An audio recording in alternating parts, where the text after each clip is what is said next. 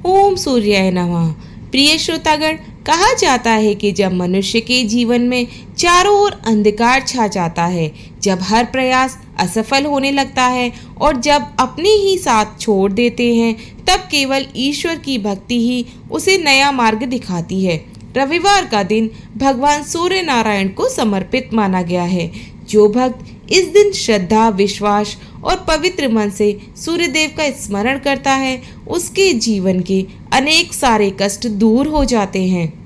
तो प्रिय श्रोताओं, क्या आपने कभी सुना है कि रविवार की एक दिव्य कथा सुनने भर से जीवन की हर मनोकामनाएं पूर्ण हो जाती हैं। रविवार की इस पावन कथा को सुनने से पहले एक पल रुककर अपने मन को शांत कर लीजिए, क्योंकि आज आप कोई साधारण कथा नहीं सुनने वाले। आज आप उस दिव्य सत्य को सुनने वाले हैं जिसे सुनने भर से मनुष्य के जीवन में वर्षों से जमा पाप, दुख और दुर्भाग्य स्वयं ही पिघलकर मिट जाते हैं।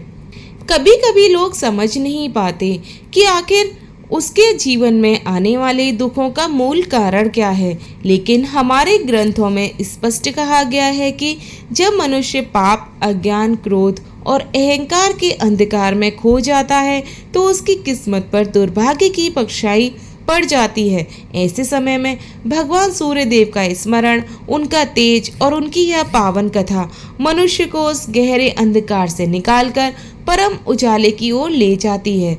रविवार को श्रद्धा पूर्वक कथा सुनने का फल इतना महान माना गया है कि समस्त देवगण भी इस दिन अपने भक्तों को विशेष आशीर्वाद देते हैं। अगर आपका मन सच्चा है, आपकी भावना पवित्र है और आपका विश्वास अडिग है, तो यह कथा आपके जीवन की पूरी दिशा बदल सकती है। हो सकता है इसका कोई एक शब्द आपके हृदय को इस तरह छू जाए कि आपकी तकदीर उसी क्षण से बदलने लगे। इसलिए अपना मन पूरी तरह खोल दीजिए, अपने संदेह, पुराने दर्द और मन की सारी नकारात्मक को बाहर छोड़ दीजिए और इस पावन कथा के प्रत्येक शब्द को ऐसे सुनिए जैसे वह स्वयं सूर्यदेव का प्रत्यक्ष आशीर्वाद हो, क्योंकि आज की यह कथा आपके जीवन का सबसे बड़ा परिवर्तन बन सकती है। बस आपसे यह विनती है कि कथा को बीच में अधूरा ना छोड़ें, कथा को पूरा सुनें, जिससे कथा का पूरा फल आपको प्राप्त हो। तो आइए शुरू करते हैं आज की पावन कथा। बहुत समय पहले की बात है। भारतवर्ष में एक सुंदर और शांत गांव था जिसका नाम था सूर्यनगर। चारों ओर हरे भरे खेत, निर्मल जल से भरे सरोवर और ऊंचे ऊंचे वृक्ष उस गांव की शोभा बढ़ाते थे। उसी गांव में धर्मदास नाम का एक गरीब किंतु अत्यंत धार्मिक व्यक्ति रहता था। धर्मदास के पास धन संपत्ति नहीं थी, पर उसके हृदय में भगवान सूर्यदेव के प्रति अटूट श्रद्धा थी। वह प्रतिदिन ब्रह्म मुहूर्त में उठता, नदी में स्नान करता, उगते हुए सूरज को जल अर्पित कर उनकी आराधना करता था। उसकी पत्नी सावित्री स्वभाव से उसके बिल्कुल विपरीत थी। वह अक्सर सोचती कि पूजा पाठ से कभी किसी का घर नहीं चलता। समय बीतता गया, धर्मदास की भक्ति बढ़ती रही, लेकिन उसके जीवन की कठिनाइयां कम नहीं हुई। घर में निर्धनता थी और सबसे बड़ा दुख यह था कि विवाह के कई वर्षों बाद भी उसकी कोई संतान नहीं थी। एक दिन रविवार के व्रत के दौरान धर्मदास ने सूर्यदेव से प्रार्थना की, हे प्रभु, यदि मेरी भक्ति में सच्चाई है तो मेरे घर के अंधकार को भी दूर कर दीजिए। उसकी आंखों से आंसू बह रहे थे।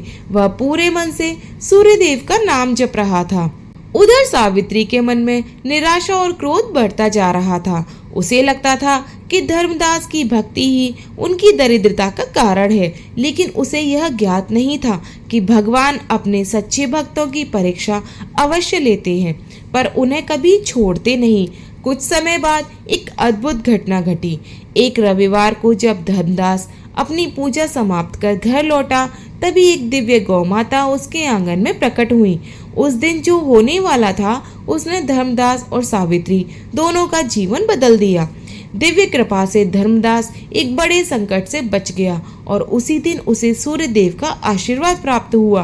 भगवान ने वरदान दिया कि शीघ्र ही उसके घर एक तेजस्वी पुत्र जन्म लेगा जो उसके कुल का गौरव बनेगा। सावित्री का हृदय भी बदल गया। उसने अपने पुराने दोषों पर पश्चाताप किया और पूरी श्रद्धा से सूर्यदेव की भक्ति में लग गई।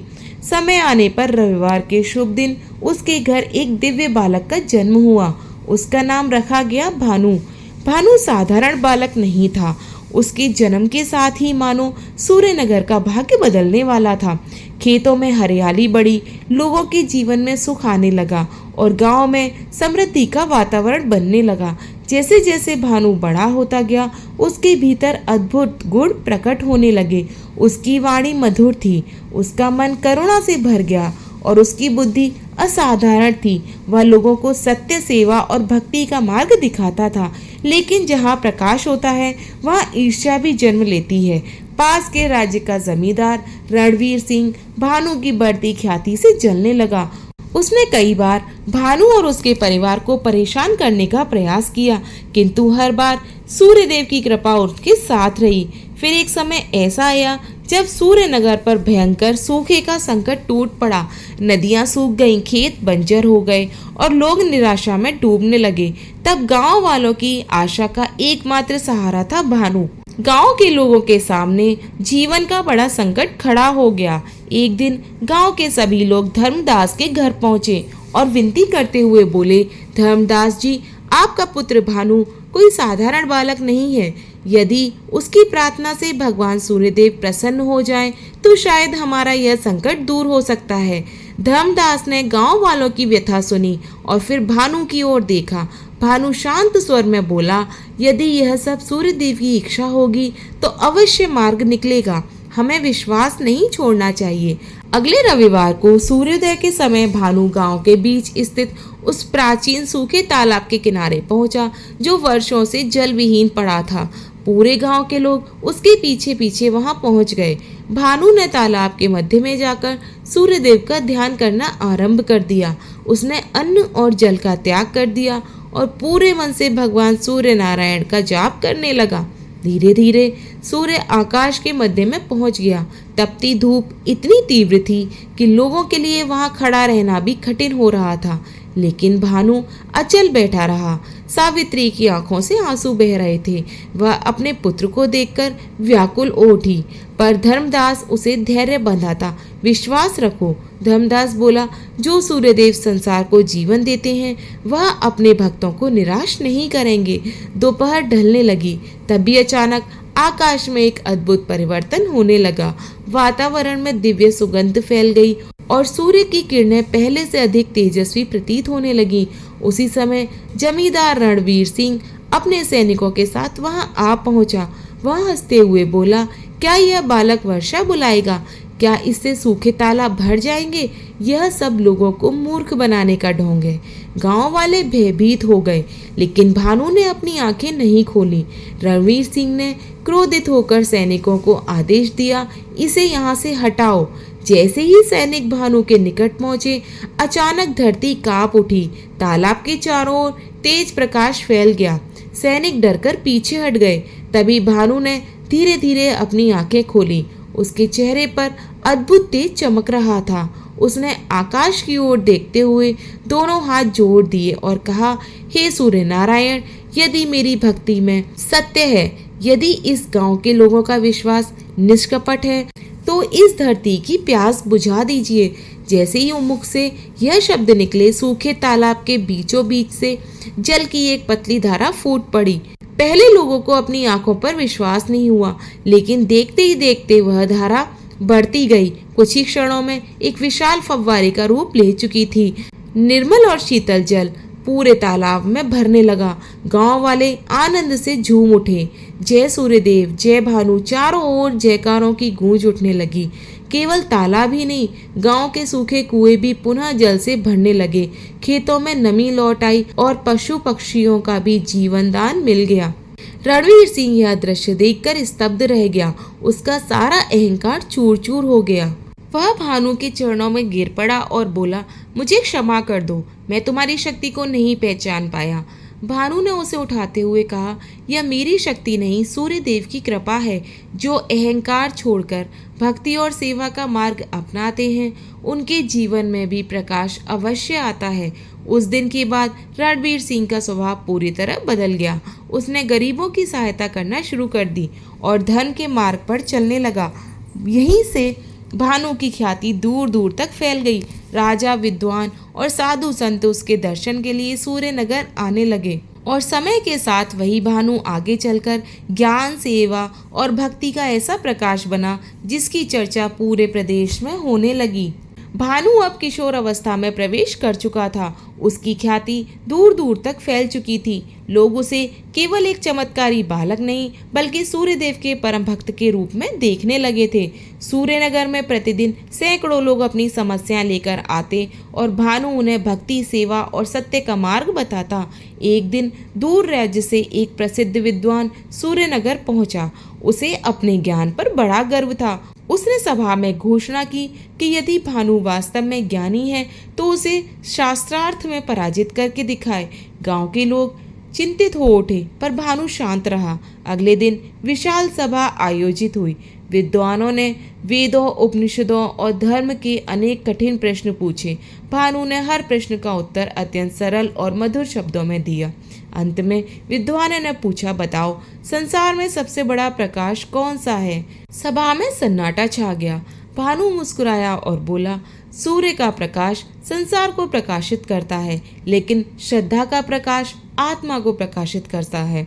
जिस मनुष्य के भीतर विश्वास का दीपक जलता है उसके लिए कोई अंधकार स्थायी नहीं रहता। यह उत्तर सुनकर विद्वान का अहंकार टूट गया। उसने भानु के चरणों में प्रणाम किया और स्वीकार किया कि सच्चा ज्ञान विनम्रता में बसता है। समय बीतता गया। सूर्यनगर समृद्ध और सुख का केंद्र बन गया। खेत लहलहाने लगे, तालाब जल से भर गए और लोगों के जीवन में आनंद लौट आया। एक रविवार की संध्या थी।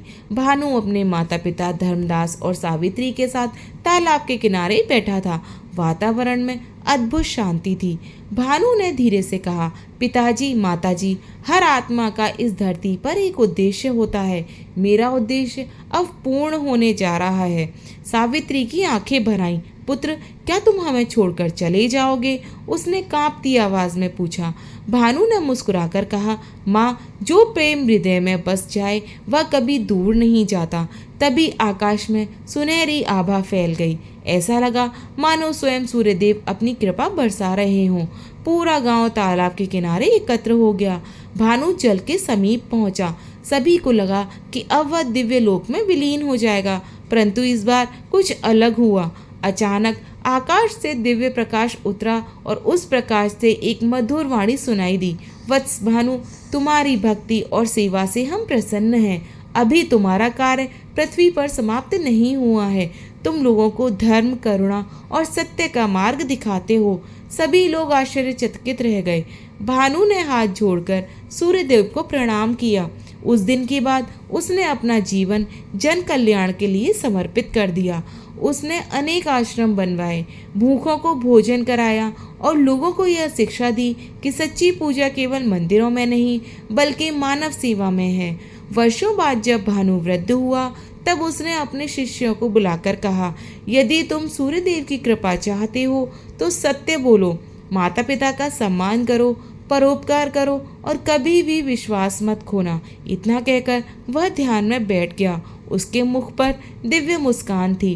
कहते हैं कि उसी क्षण सूर्य की एक उज्जवल किरण आकर उसके शरीर पर पड़ी और पूरा वातावरण सुगंध से भर गया।